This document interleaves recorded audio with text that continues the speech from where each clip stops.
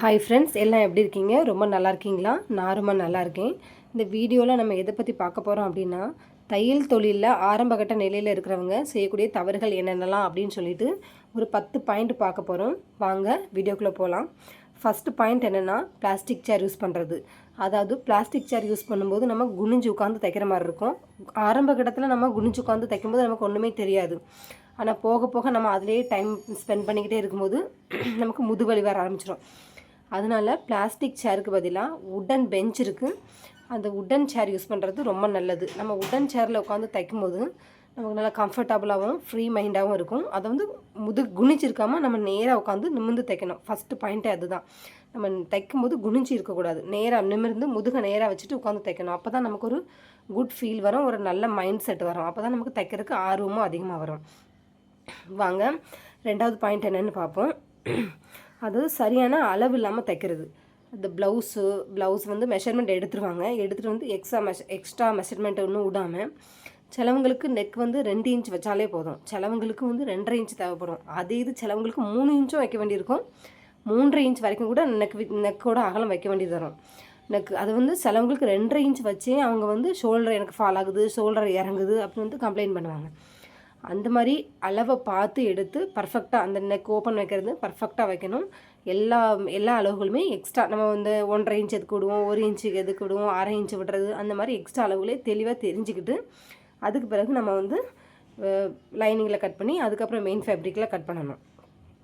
வாங்க 3வது பாயிண்ட் என்னென்னு பார்த்தோன்னா, இந்த நூல் கட் பண்ணுறது. நம்ம தச்சுக்கிட்டே இருக்கும்போது அதில் எக்ஸ்ட்ரா நூல் வந்து வரும் பார்த்திங்களா, அந்த நூலை வந்து அப்பப்போ உடனே கட் பண்ணிடணும். அப்படின்னா தான் துணிக்கு அதுவே ஒரு எக்ஸ்ட்ரா ஃபினிஷிங் கொடுக்கும். சிலர் அப்படியே நூலை கட் பண்ணாமல் அப்படியே தொங்க வச்சுட்டே இருப்பாங்க, அது நல்லா இருக்காது. அதனால் ஒவ்வொரு ஸ்டிச்சிங் முடியும் போதும் அந்த எண்டில் ஒரு நூல் பிசுறு வரும்ல, அந்த நூலை வந்து கட் பண்ணணும். அப்போ தான் நமக்கு வந்து ஒரு நீட் ஃபினிஷிங் வந்து கிடைக்கும். 4வது பாயிண்ட் என்னென்னு இப்போ பார்த்தோம்னா, துணியை வந்து மாற்றி வச்சு தைச்சிருவாங்க. அதாவது கட் பண்ணிடுவாங்க. ஃப்ரண்ட்டு பேக்கு லைனிங் துணி மெயின் துணி எல்லாம் கரெக்டாக வெட்டி எடுத்துருவாங்க. தைக்கும்போது மாற்றி தைச்சிருவாங்க. அப்போ நம்ம என்ன செய்யணும், ஃபஸ்ட்டே எல்லாம் ஃப்ரண்ட்டு பேக்கு முன்னாடி பின்னாடி எல்லாம் பார்த்து பின் பண்ணிடணும்.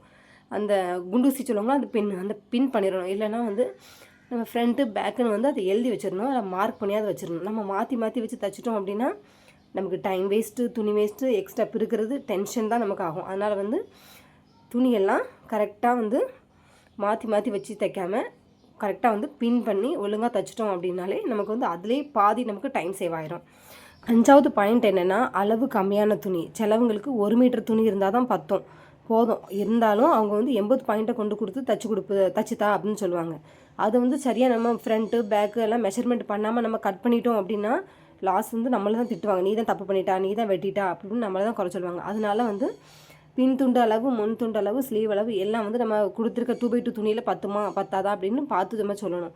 அவங்க 80 பாயிண்ட் கொடுத்துருப்பாங்க துணி, இருந்தாலும் அதில் பார்த்தீங்கன்னா அவங்க பின் துண்டு அளவு வந்து 15 இருக்கும், பேக் சைடு உள்ள அளவு 15 இருக்கும், முன்னாடி உள்ள பீஸு துணியும் 15 அளவு இருக்கும், கை பார்த்தா 10 இன்ச் இருக்கும். இது எப்படி 80 பாயிண்டில் பார்த்தோம்?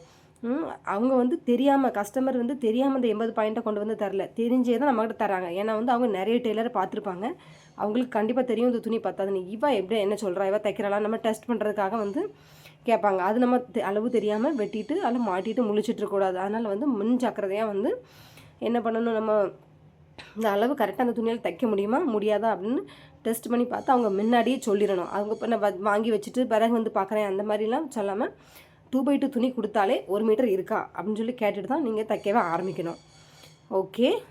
6வது பாயிண்ட் என்னென்னா, நேரம் எடுத்துக்கிடாமல் அவசரமாக தைக்கிறது. அதாவது இப்போ வந்து எல்லாருமே ஃபேமஸாக சொல்லிகிட்டு இருக்காங்க, ஒரு நாளைக்கு 10 ப்ளவுஸ் தைப்போம், ஒரு நாளைக்கு 5 ப்ளவுஸ் தைப்போம் அப்படின்னு. அவங்க ஒரு நாளைக்கு 10 ப்ளவுஸ் தைப்பாங்களா, 5 ப்ளவுஸ் தைப்பாங்களா, 6 ப்ளவுஸ் தைப்பாங்களா நமக்கு தெரியாது. அவங்க டிவியில் சொல்கிறாங்க, மொபைலில் அப்படி வீடியோ போடுறாங்க, ஆனால் நமக்கு தெரியாது, நம்ம போய் பார்த்ததும் கிடையாது. அவங்க தைக்கிறாங்களே நம்ம தைக்கணுமே, அவங்க 10 ப்ளவுஸ் தைச்சிட்டாங்களே, ஒரு நாளைக்கு 10 ப்ளவுஸ் தைச்சிட்டாங்களே அப்படின்னு.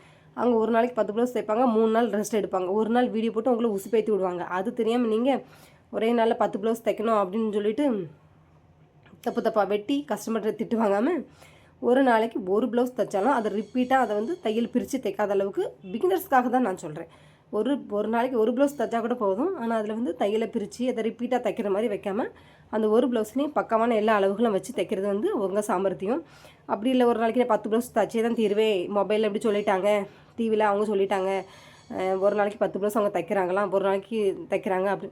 அவங்க 10 ப்ளவுஸ் தைச்சிருப்பாங்க, ஏதாவது ஃபெஸ்டிவலுக்கு தைச்சிருப்பாங்க. ஃபெஸ்டிவலுக்கு நம்மளும் தான் தைக்கிறோம், ஒரு நாள் ஃபுல்லாக உட்காந்து தைக்கிறோம். நம்மளால தான் 4-5 ப்ளவுஸ் தைக்க முடியுதே. அதனால் வந்து ஒரு நாளைக்கு 10 ப்ளவுஸ் தைக்கிறேன்னு சொல்லி சபதம் எடுத்துகிட்டு எல்லா ப்ளவுஸும் தப்பு தப்பாக தைச்சி போட்டுறாதீங்க. இதில் விஷயத்தில் கொஞ்சம் கவனமாக இருங்க. 7வது பாயிண்ட் என்னென்னா, தேவையான மெஷர்மெண்ட் ஸ்கேல் எல்லாம் வச்சுருக்கிறது. இப்போ நம்ம வந்து ஆம்கோல் ஸ்கேல் வந்தாச்சு, ஸ்ட்ரெயிட் லைன் ஸ்கேல் வந்தாச்சு, பேண்ட்டுக்குள்ளே இந்த வளைவு ஸ்கேல் வந்தாச்சு, எல்லா ஸ்கேலுமே வந்தாச்சு. அதனால் வந்து அந்த ஸ்கேல் அந்த ஸ்கேலப்புக்குள்ள ஸ்கேல் எல்லாமே ஸ்கேல் வந்தாச்சு. அதுக்குள்ளே வந்து இதுக்குள்ளே ஈஸியான டூல்ஸை வந்து யூஸ் பண்ணி தையலை இன்னும் ஈஸியாக்குங்க. இல்லை நான் கையில் தான் போடுவேன் அப்படின்னா அங்கே ஆம்கோல் சுருக்கம் வருது, ஆம்கோல் ஏற்றம் வருது அப்படின்னு பிரச்சனைகள்லாம் வரும். அதனால் நீங்கள் வந்து ஆம்கோல் ஸ்கேல் யூஸ் பண்ணுறது பெஸ்ட்டுன்னு நான் சொல்லுவேன். நம்ம ஸ்கூல்லேயே பார்த்துருப்பீங்க, பிள்ளைங்க கையில் கோடு போடுறதுக்கும் ஸ்கேலை வச்சு கோடு போடுறதுக்கும் வித்தியாசம் இருக்குல்ல. அதே போல் தான் இதுவும் ஒரு ட்ராயிங் தான். இப்போ இதில் வந்து நம்ம கையிலேயே ட்ராயிங் பண்ணுறதுக்கும் ஸ்கேல் யூஸ் பண்ணி ட்ராயிங் பண்ணுறதுக்கும் நமக்கு நிறைய பெனிஃபிட்ஸ் இருக்குது. அதில் வந்து கையில் போடும்போது எக்ஸ்ட்ரா சுருக்கங்கள் அப்படி இப்படிலாம் வரதை வந்து நம்ம தவிர்க்க முடியாது. ஆனால் இதில் வந்து நம்ம ஸ்கேல் யூஸ் பண்ணி இந்த சுருக்கங்கள் வரதை நம்ம தவிர்க்கலாம். அதனால் வந்து தேவையான மெஷர்மெண்ட் ஸ்கேல் எல்லாம் அப்டேட்டில் இருங்க. தேவையான மெஷர்மெண்ட் ஸ்கேல் எல்லாம் வாங்கி யூஸ் பண்ணுங்கள், ட்ரை பண்ணி பாருங்கள். ஓகேவா? இப்போ வந்து 8வது பாயிண்ட் என்னென்னு பார்ப்போம். Time management. அதாவது கஸ்டமர் ஒரு துணியை கொடுத்து எனக்கு இப்போ வேணும், இல்லை ஈவினிங் வேணும், நாளைக்கு வேணும், ஒரு தேதி குறிப்பிட்டு இந்த தேதிக்கு எனக்கு வேணும் அப்படின்னு சொன்னால் அந்த தேதிக்கு வந்து தவறாமல் அதை செஞ்சு வச்சுருங்க. அந்த ப்ளவுஸை ரெடி பண்ணி வச்சுருங்க. ஏன்னா அவங்க வந்து எதிர்பார்த்துருப்பாங்க, அவங்க எதுக்காவது ஒரு கோயிலுக்கு போகலாம், கல்யாண வீட்டுக்கு போகலாம், ஏதாவது ஃபங்க்ஷனுக்கு போகலாம், அதுக்காக வந்து அவங்க எதிர்பார்த்து ஒரு ட்ரீமோட காத்துட்ருப்பாங்க. அப்போ நான் அந்த நேரத்தில் வந்து ஐயோ நான் தைக்கலையே, நான் மறந்துட்டேனே அப்படின்னு சொல்லாமல் கஸ்டமர் கொடுக்குற டைம் வந்து அது ஞாபகத்தில் வச்சுட்டு அதை வந்து நேரம் தவறாமல் டைம் மேனேஜ்மெண்ட் பண்ணி கரெக்டாக பிரித்து எந்த கஸ்டமருக்கு எப்போ கொடுக்கணும், இந்த கஸ்டமருக்கு எப்போ கொடுக்கணும் அப்படின்னு சொல்லி டைம் தவறாமல் வந்து கரெக்டாக கொடுங்க. 9வது பாயிண்ட் என்ன அப்படின்னா, என்னென்ன ப்ளவுஸுக்கு எவ்வளோ சார்ஜ் வரும். இப்போ பிரின்சஸ் கட்னா ஒரு சார்ஜு, கட்டோரி ப்ளவுஸ்னால் ஒரு சார்ஜு, நார்மல் ப்ளவுஸ்னால் ஒரு சார்ஜு, அப்படி இப்போ இந்த பேக்கில் ரோப் வைக்கிறதுக்கு ஒரு சார்ஜு, மாடலுக்கு ஒவ்வொரு சார்ஜ் வந்து ஃபிக்ஸ் பண்ணி வாங்குவோம்ல, அந்த சார்ஜை வந்து கரெக்டாக கேட்டு வாங்கிடுங்க. லாஸ் ஆகிற மாதிரி எந்த சார்ஜுமே பண்ணாதீங்க. இல்லை பரவாயில்ல இதோட ஃபஸ்ட்டு டெலிவரி அதனால் கம்மியாக கொடுக்குறேன், அந்த கம்மியே வேண்டாம். என்ன நீங்கள் உங்கள் வேலையில் ஒழுங்காக நீங்கள் செஞ்சுருக்கீங்க அப்படின்னா ப்ரைஸை வந்து கஸ்டமர்கிட்ட கரெக்டாக கேட்டு வாங்கிடுங்க. அப்புறம் வந்து இந்த எக்ஸ்ட்ரா லேஸ் வைக்கிறது அந்த மாதிரி எனக்கு மாடல் வேணும் அப்படின்னா கேட்டாச்சு அப்படின்னா அதுக்குள்ள ப்ரைஸ்லாம் வந்து கரெக்டாக கேட்டு வாங்கிடுங்க. நான் ஃபஸ்ட்டே டிஸ்கவுண்ட் கொடுக்குன்ற பேரில் மாட்டிக்கிடாதீங்க.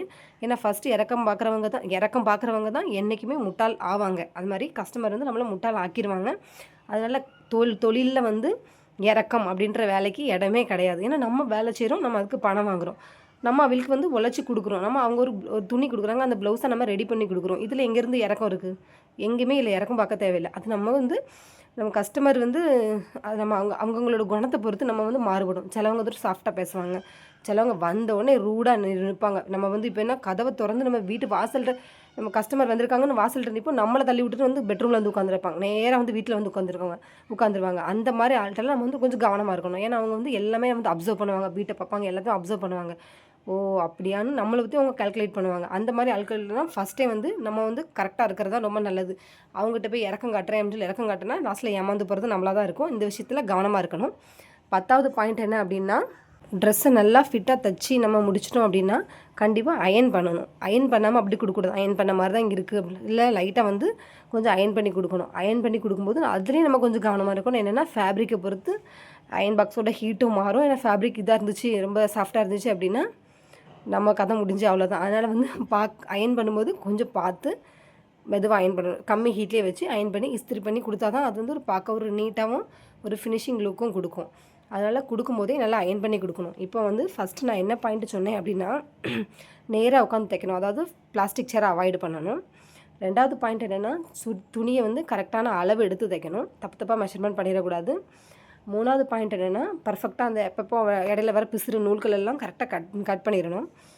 4வது பாயிண்ட் என்னென்ன அப்படின்னா, துணியை மாற்றி வச்சு தைச்சிடக்கூடாது, பர்ஃபெக்டாக வச்சு தைக்கணும். 5வது பாயிண்ட் என்னென்னா, அளவு கம்மியான துணி கொண்டு வரவங்ககிட்ட நம்ம கொஞ்சம் எக்ஸ்ட்ரா கவனமாகவே இருக்கணும். 6வது பாயிண்ட் என்ன அப்படின்னா, நேரம் டைம் ஃபிக்ஸ் பண்ணி தைக்கணும். அவசரமாக தைக்கக்கூடாது, டைம் ஃபிக்ஸ் பண்ணி கரெக்டாக தைக்கணும். 7வது பாயிண்ட் என்னென்னா, மெஷர்மெண்ட் ஸ்கேலு. அந்த மெஷர்மெண்ட் ஸ்கேல் வந்து நம்ம அப்டேட்டில் இருக்கணும். என்னென்ன மெஷர்மெண்ட்ஸ்லாம் வருது, இது ஒரு ஃபேஷன் ஒர்க்கு. அதனால் வந்து நம்ம வந்து என்னென்ன அப்டேட்டில் என்னென்ன துளிலாம் என்னென்ன ஃபேஷன் ஸ்கேலெல்லாம் வருதோ அதெல்லாம் வாங்கி நம்ம ட்ரை பண்ணணும். அதனால் வந்து தேவையான மெஷர்மெண்ட் ஸ்கேல் வச்சுருக்கணும். 8வது பாயிண்ட் என்னென்னா டைம் மேனேஜ்மெண்ட்டு.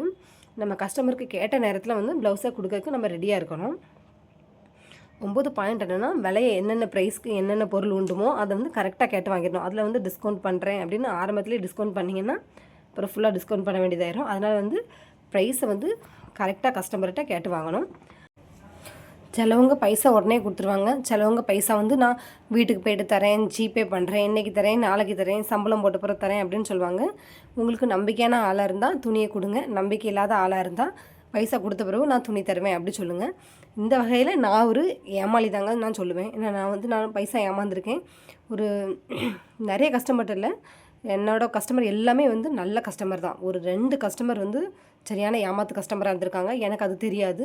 நான் வந்து என்ன பண்ணுவேன், ப்ளவுஸ் கொடுத்துட்டாங்க, இப்படி தான் ப்ளவுஸ் கொடுத்தாச்சு. அப்புறம் நான் வந்து ப்ளவுஸ் அவங்களுக்கு தச்சு கொடுத்துட்டேன். அவங்க பைசா பிறகு தருவாங்க அப்படின்ற நம்பிக்கையில் நான் இருந்துட்டேன்.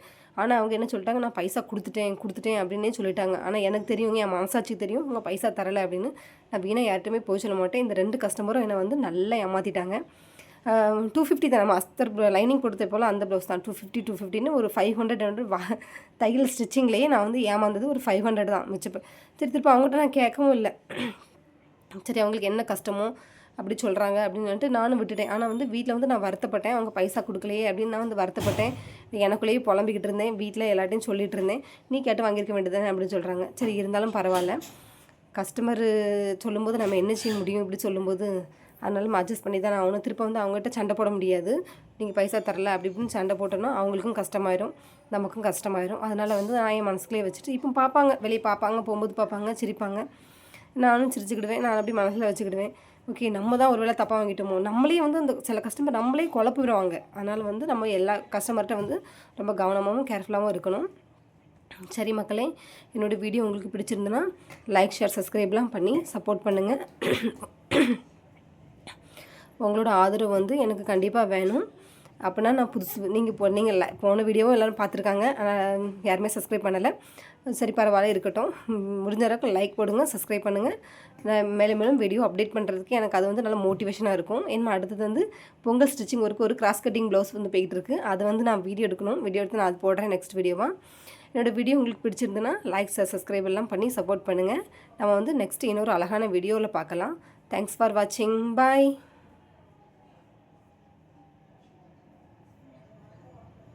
Yes.